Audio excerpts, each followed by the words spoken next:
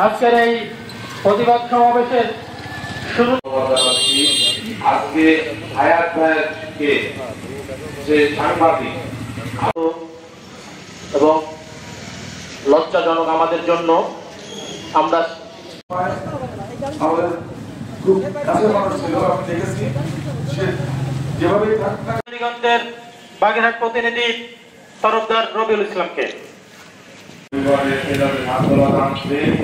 এই কামনা করছি। আমি আমার খুলে দিয়েছেন যার স্টক আর নিরিবিলি থাকা যাবে। এখন দুপুর প্রায় 1টা বাজে,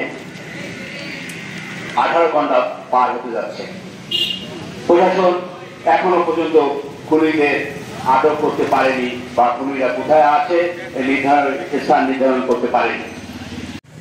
আন্দোলন সংগ্রামে সে আমাদের সাথে সবসময় ছিল। তাকে যারা হত্যা করেছে তার কঠিন শাস্তি এই মানববন্ধন থেকে আমরা দাবি করি। ভারতের সঙ্গে আমার অনেক দিনের পরিচয় এবং সে সমাজের অসংখ্য দিনে কাজ করত এবং বিভিন্ন ধরনের এজন্যই যে সকল সন্ত্রাসী এই ন্যাক্কারজনক ঘটনা ঘটিয়েছে তাদেরকে অতি দ্রুত আইনের আওতায় আনতে হবে। পুলিশ প্রশাসন সহ সংশ্লিষ্ট সকলের কাছে আমি অনুরোধ জানাই। সম্পাদক সহ বিভিন্ন মিডিয়ায় কর্মরত সাংবাদিকবৃন্দ, দীর্ঘদিন আমরা আপনাদের সাথে কাজ করি। আমরা অনেক